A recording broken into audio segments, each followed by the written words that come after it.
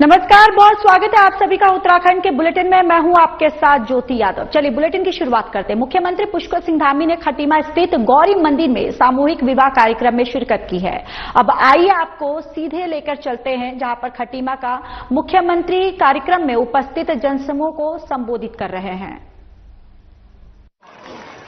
माता पार्वती से आप सबके मंगलमय दाम्पत्य जीवन की कामना करता हूं कि माता पार्वती का आशीर्वाद आपको मिले, भगवान महादेव का आशीर्वाद आपको मिले।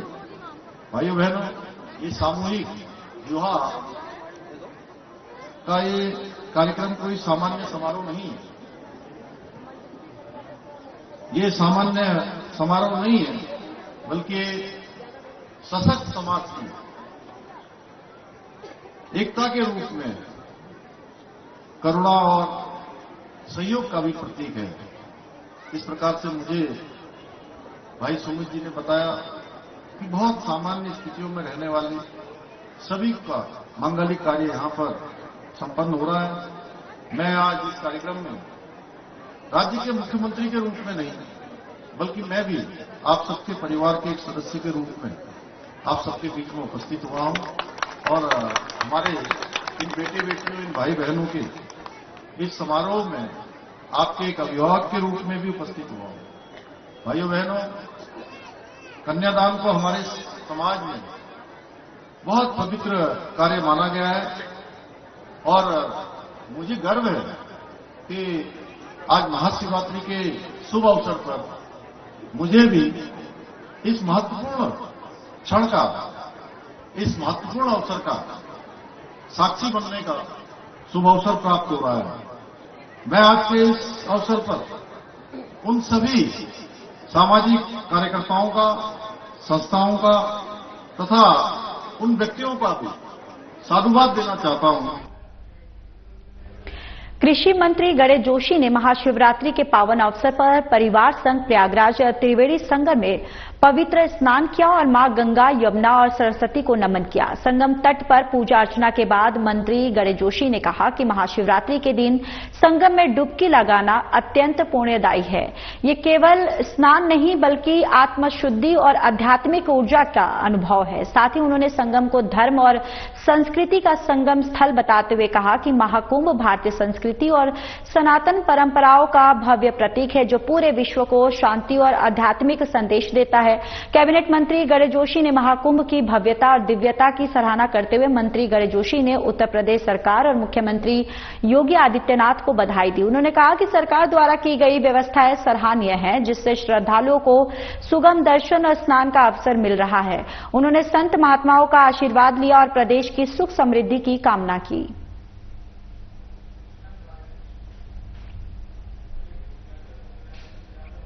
महाशिवरात्रि के पावन अवसर पर बीजेपी प्रदेश अध्यक्ष महेंद्र भट्ट ने प्रयागराज महाकुंभ में परिवार सहित संगम तट पर आस्था की डुबकी लगाई।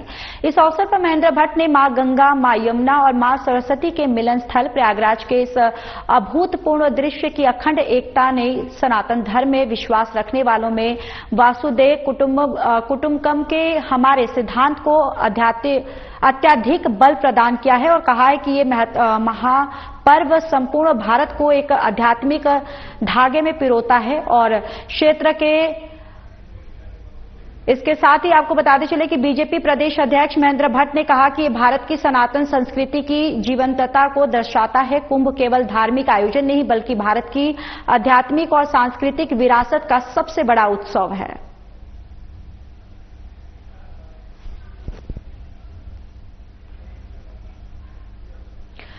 भगवान शिव के पावन पर्व पर महाशिवरात्रि में टपकेश्वर महादेव मंदिर में भक्तों का सैलाब उमड़ पड़ा, जहां मंदिर के गर्भगृह में सड़क तक भक्तों की भीड़ के बीच मंदिर की घंटियों और हर हर महादेव की गूंज से पूरा माहौल भक्तिमय नजर आया।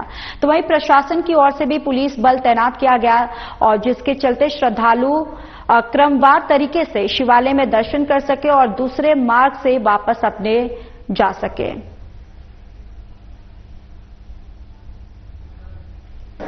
फाल्गुन कृष्ण पक्ष की जो महाशिवरात्रि पर्व आती है, हिंदू धर्मावलंबियों के लिए, सनातन परंपराओं के लिए एक अलौकिक आनंद और ऊर्जावान है। भगवान श्री स्वयं टपकेश्वर महादेव मंदिर अपने आप में एक बहुत बड़ा आस्था का केंद्र है। स्वयं भगवान शंकर प्रकट हैं। इतिहास बहुत बड़ा है, परंतु जब कलयुग का प्रथम चरण आता है, गुरु द्रोण और भगवान शंकर में एक साक्षात्कार होती है, तो दोनों कहते हैं कि हे प्रभु, मुझे तो आपने सब कुछ दिया, जगत के लिए क्या कर रहेगा। देश भर में महाशिवरात्रि का पर्व धूमधाम के साथ मनाया जा रहा है और वहीं पर्यटन नगरी मसूरी में भी महाशिवरात्रि की रौनक बनी हुई है। मसूरी में शिवालय को सजाया गया और सुबह से ही मंदिरों में भक्तों का तांता लगा हुआ है। भजन कीर्तन, शिवालय पर जलाभिषेक और दुग्ध अभिषेक किया जा रहा है। तो वहीं मसूरी देहरादून मार्ग स्थित श्री प्राकेश्वर शिव मंदिर में सैकड़ों की संख्या में श्रद्धालुओं ने बाबा भोले का आशीर्वाद लिया और मन्नत मांगी। इस दौरान भक्तों ने गजब का उत्साह देखने को मिला। तो वहीं सैकड़ों की संख्या में महिलाओं और पुरुषों ने मंदिरों में जाकर पूजा अर्चना की। इसके साथ साथ में शिवरात्रि जी का पर्व भी जो है आज आया है 26 तारीख को। बड़े प्रेम से, बड़ी श्रद्धा से सभी भक्त लोग जो है भगवान भोलेनाथ जी को बेर के प्रसाद का आज विशेष महत्व है, बेर के प्रसाद को चढ़ा रहे हैं और भगवान शिव जी का सुबह से रुद्राभिषेक निरंतर प्रति चल रहा है। महाशिवरात्रि के पर्व पर श्रद्धालुओं की भीड़ जलाभिषेक के लिए शिवालय में उमड़ पड़ी है। ऋषिकेश के चार कोनों में विराजमान वीरभद्र, सोमेश्वर, चंदेश्वर और नीलकंठ महादेव मंदिर में जलाभिषेक के लिए श्रद्धालुओं की लंबी लंबी कतार सुबह अमृत बेला से लगी हुई है। श्रद्धालु जलाभिषेक करने के साथ मंदिरों में विशेष पूजा अर्चना कर रहे हैं। तो बम बम भोले हर हर महादेव के जयकारों से मंदिर गुंजायमान होते हुए सुनाई दे रहा है। तो श्रद्धालुओं में जल अभिषेक के लिए काफी उत्साह देखा जा रहा है। मान्यता है कि आज शिवालय में जाकर भगवान भोलेनाथ का जल अभिषेक करने से लोगों के कष्ट दूर होते हैं और उनकी मनोकामना भी पूर्ण होती है। सबसे ज्यादा श्रद्धालुओं की भीड़ नीलकंठ महादेव मंदिर में देखी जा रही है। श्रद्धालुओं की भीड़ को देखते हुए पुलिस ने भी सुरक्षा व्यवस्था का मोर्चा संभाला हुआ है। सीसीटीवी कैमरों से भी पुलिस मंदिरों की सुरक्षा पर नजर बनाए हुए है। नीलकंठ महादेव मंदिर में अभी तक 2 लाख से ज्यादा श्रद्धालु जलाभिषेक कर चुके हैं।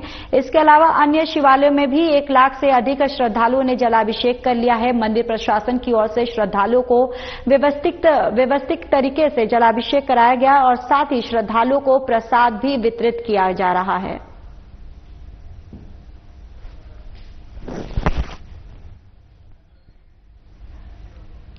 सीएम धामी के ड्रग्स फ्री देवभूमि 2025 मिशन को साकार करने और एसएसपी प्रेमेंद्र डोभाल के निर्देश पर हरिद्वार पुलिस लगातार जागरूकता अभियान चला रही है, जिसके चलते पुलिस ने डिग्री कॉलेज धनौरी में कार्यशाला का आयोजन किया। इस दौरान पुलिस ने एनसीसी के छात्र छात्राओं और कॉलेज के कर्मचारियों को साइबर अपराध, नशे पर लगाम लगाने और नशे के दुष्प्रभाव के बारे में जागरूक किया। कार्यशाला में उपस्थित सभी छात्र छात्राओं और कॉलेज कर्मचारियों ने नशा उन्मूलन अभियान में सक्रिय भागीदारी का संकल्प लिया और साथ ही आश्वासन दिया कि वो भी समाज में नशे के दुष्प्रभाव से जागरूक कर प्रचार प्रसार करेंगे।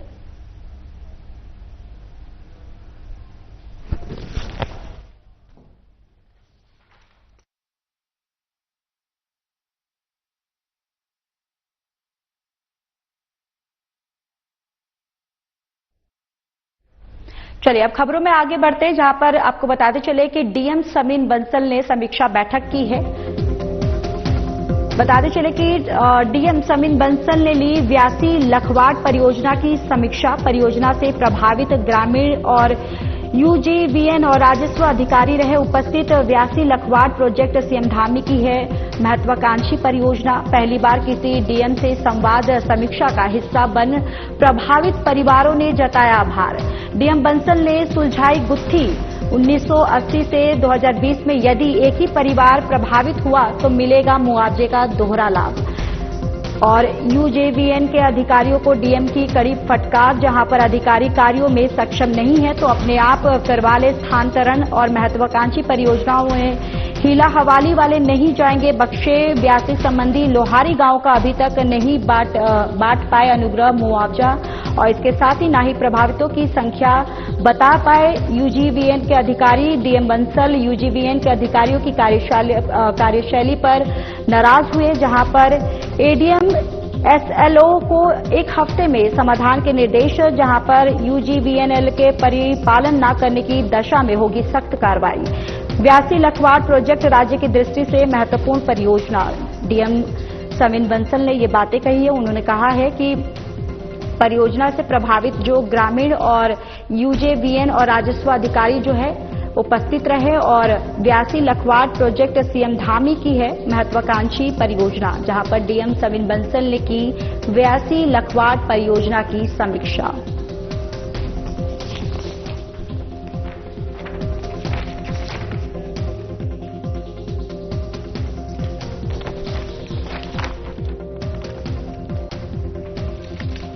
और इसके साथ ही देखिए, प्रभावित परिवार संघ अब से होंगे हर निर्णय में शामिल, हर 10 दिन में होगी मॉनिटरिंग।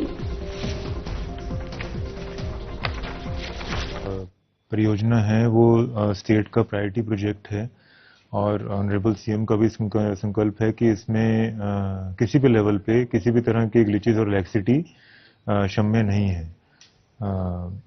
काफी टाइम से जो इसमें भूमि अधिग्रहण की और कंपनसेशन वितरण की कवायद चल रही थी, तो हमारे एसएलए और एसडीएम्स ने इश्यूज फ्लैग किए थे, जिसके क्रम में जो हमारी प्रोजेक्ट बॉडी है यूजेवीएनएल, उनके स्तर पे काफी इश्यूज क्रॉप अप हो रहे थे जिनको रिव्यू करना आवश्यक था।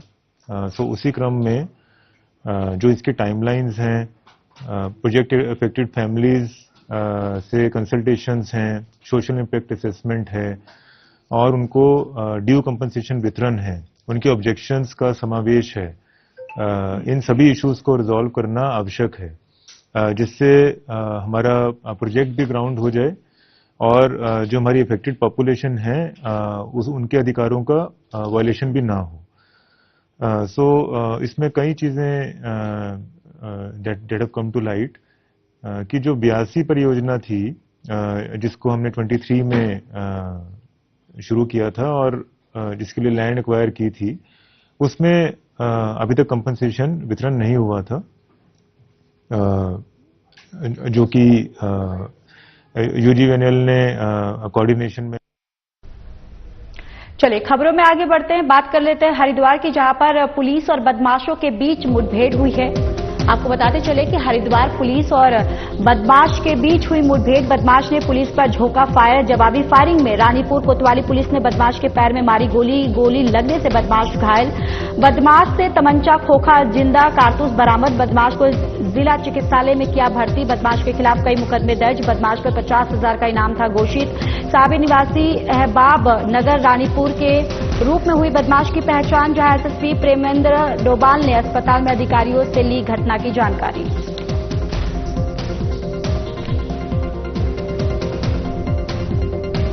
आज रानीपुर कोतवाली क्षेत्र में एक व्यक्ति जो पूर्व में लगातार फरार चल रहा था, इसका नाम साबिर है, और अक्टूबर माह में एक पुलिस कर्मियों के ऊपर हमला करने के बाद हमारे होमगार्ड विक्रम को इसने घायल किया था, जिससे में ये लगातार फरार चल रहा था। पुलिस इसकी तलाश में भी थी और इस पर 50,000 रुपये का इनाम भी घोषित किया गया था। आज पुलिस को सूचना मिली थी कि ये व्यक्ति आज अपने घर आ रहा है। इसी क्रम में चेकिंग के दौरान इसको रोकने की कोशिश की गई, जिसमें इसके द्वारा पुलिस पर फायर करके वहां से निकलने की कोशिश की। पुलिस ने इसको मौके पर ही न्यूट्रलाइज किया। इस क्रम में इसके पैर में गोली लगी थी, जिसे भी हॉस्पिटल लाया गया और डॉक्टर अभी इसकी स्थिति के बारे में जानकारी ले रहे हैं। मैं इस क्रम में बताना भी चाहूंगा कि यहाँ का सेंटर भी बदमाश रहा है और 307 और 376 के मुकदमों में ये जेल गया है और पुलिस के द्वारा ये जो कार्रवाई है वे बहुत ही प्रशासनिक और बहुत अच्छी कार्रवाई की। चलिए आगे बढ़ते बात कर लेते देहरादून की, जहां पर एसएसपी ने बल्लीवाला फ्लाईओवर का निरीक्षण किया है। तो देखिए खबर देहरादून से है, जहां पर एसएसपी अजय सिंह ने बल्लीवाला फ्लाईओवर का किया निरीक्षण और स्टेक होल्डर्स विभागों के अधिकारी भी रहे मौजूद। सुधारात्मक कदमों के बाद से फ्लाईओवर पर किसी दुर्घटना का होना नहीं आया है संज्ञान में और एसएसपी के अधिकारियों को सख्त निर्देश। बल्लीवाला फ्लाईओवर पर कमियों को करे दूर। फ्लाईओवर में स्पीड ब्रेकरों पर प्रॉपर करे रोड मार्किंग। फ्लाईओवर के ऊपर सोलर स्टड की लाइनें और रंबल स्ट्रिप और सोलर ब्लिंकर लगाए। फ्लाईओवर पर लगाए नए स्प्रिंग पोस्टर और रिफ्लेक्टर टेप।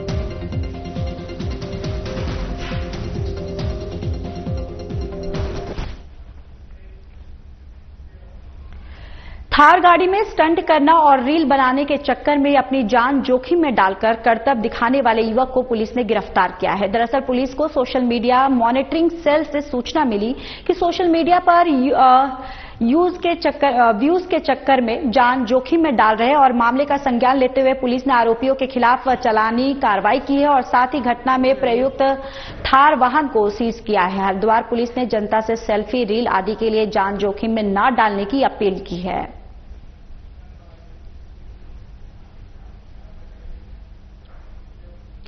तो वहीं आवासन और शहरी कार्य मंत्रालय भारत सरकार ने स्वच्छता सर्वेक्षण का कार्य शुरू कर दिया है। इसके तहत लोगों से निकायों में सफाई व्यवस्था को लेकर फीडबैक लिया जा रहा है। नगर आयुक्त देहरादून नमामि बंसल ने लोगों से अपील की है कि सभी शहर की सफाई व्यवस्था को लेकर अपना फीडबैक जरूर दें। साथ ही उन्होंने स्वच्छता बनाए रखने की भी लोगों से अपील की। इसके साथ नगर आयुक्त ने बताया कि स्वच्छता सर्वेक्षण में बेहतर प्रदर्शन के लिए कई कार्य योजना तैयार की गई है। दून की और रिस्पना नदी की सफाई व्यवस्था के साथ ही लोगों को स्वच्छता के प्रति जागरूक करने के साथ ही रिसाइकलिंग का कार्य जो है वो किया जा रहा है, जिससे स्वच्छ दून सुंदर दून के साथ ही सर्वेक्षण में प्रदर्शन जो है वो बेहतर हो सके। जो भी हमारी अब भारत सरकार द्वारा ये बहुत बड़ा अपने आप में एक कवायद रहती है और ये वर्ल्ड का बिगेस्ट क्लीननेस सर्वे किया जाता है। इसी को दृष्टिगत रखते हुए जो विभिन्न मानक तय किए गए हैं उन्हीं के अनुरूप नगर निगम द्वारा भी योजना बनाई गई है कि किस प्रकार से विभिन्न मानकों को ध्यान में रखते हुए हमें प्रत्येक पैरामीटर पर अच्छा प्रदर्शन करना है। उसमें जनमानस की भागीदारी को लेकर विशेष रूप से यही अपील है कि जितने भी हमारे हाउस होल्ड्स हैं, कमर्शियल यूनिट्स हैं, सभी सोर्स सेग्रीगेशन के लिए सहयोग करें और सोर्स सेग्रीगेशन करते हुए ही गीला और सूखा कचरा अलग अलग गाड़ी को दें। इसके अलावा जितने भी कॉमन स्पेसेस हैं, रोड्स हैं, आपके सराउंडिंग एरियाज हैं, उन सभी में भी किसी प्रकार की लिटरिंग ना करें और अन्य लोगों को भी इससे रोकें। दूसरों के लिए भी प्रेरणा स्रोत बने और अपने आसपास के वातावरण की स्वच्छता को प्राथमिकता देते हुए इसके लिए सहयोग करें। आयामों को कवर करते हुए प्रयास किया जा रहा है, जैसे कि रिस्पना में रिन्यू रिस्पना हमने अभियान शुरू किया है। उसके अलावा जितने भी हमारे वार्ड्स हैं उनमें सोर्स सेग्रीगेशन के लिए लोगों को मोटिवेट किया जा रहा है। जो हमारे विभिन्न स्टेक होल्डर्स हैं, जैसे कि स्कूल्स हैं, कमर्शियल यूनिट्स हैं, होटल्स हैं, बल्क वेस्ट जनरेटर्स हैं, इन सबको मोटिवेट किया गया है, कार्यशाला कराई गई है। हमने जगह जगह MRFs भी क्रिएट किए हैं। चलिए खबरों में आगे बढ़ते हैं, बात कर लेते हैं। देखिए सीएम धामी जो है वो चकरपुर पहुंचे हैं, जहां पर वनखंडी महादेव मंदिर पहुंचे हैं। सीएम ने पत्नी गीता धामी के साथ महादेव मंदिर के किए दर्शन, मंदिर में की पूजा अर्चना और सीएम धामी ने की राज्यवासियों के सुख समृद्धि की कामना। जहां समस्त प्रदेशवासियों को महाशिवरात्रि महापर्व की दी बधाई और शुभकामनाएं। तो सीएम धामी चकरपुर पहुंचे हैं, खटीमा स्थित वनखंडी महादेव मंदिर, जहां सीएम ने पत्नी गीता धामी के साथ महादेव मंदिर के दर्शन किए, मंदिर में पूजा अर्चना की। सीएम धामी ने की राज्यवासियों के सुख समृद्धि की कामना और समस्त प्रदेशवासियों को महाशिवरात्रि महापर्व की शुभकामनाएं और बधाई दी।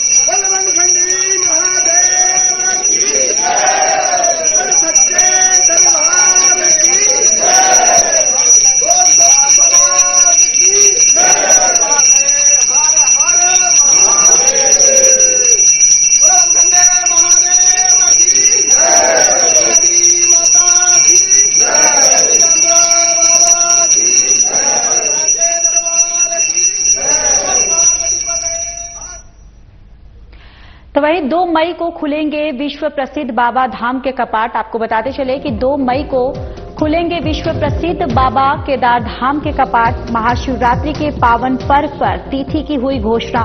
केदार बाबा के शीतकालीन प्रवास ओंकारेश्वर मंदिर ऊखीमठ में विधि विधान से तिथि हुई तय।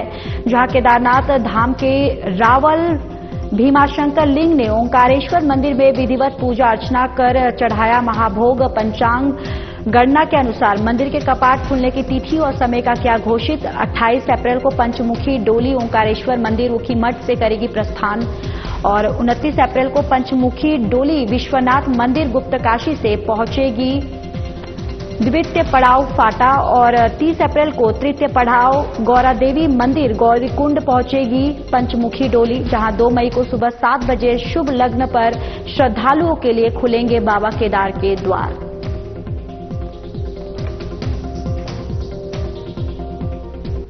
पूजा होगी। 28 अप्रैल को यहाँ से प्रस्थान केदारनाथ का होगा और उस दिन 28 तारीख को गुप्तकाशी में उसको निवास होगा और 29 तारीख को फाटा में और 30 तारीख को गौरीकुंड में और 1 तारीख को केदारनाथ धाम पहुंचेगी और उसके दिन 2 तारीख को दिन शुक्रवार के दिन जो सुबह 7 बजे कपाट खुलेगा। ये अभी हमारा वैदिक तय किए, उसके लिए हम घोषणा करते हैं अधिकृत रूप से। मुझे ये बताते बहुत प्रसन्नता हो रही कि आज शिवरात्रि के इस पावन बेला पर जो बाबा केदार की डोली है ओंकारेश्वर से प्रस्थान करते हुए गुप्तकाशी फाटा और गौरीकुंड की पश्चात 1 मई को केदार धाम में पहुंचेगी और प्रातःकालीन 7 बजे इस लग्न में बाबा केदार के कपाट विधिवत रूप से खोले जाएंगे।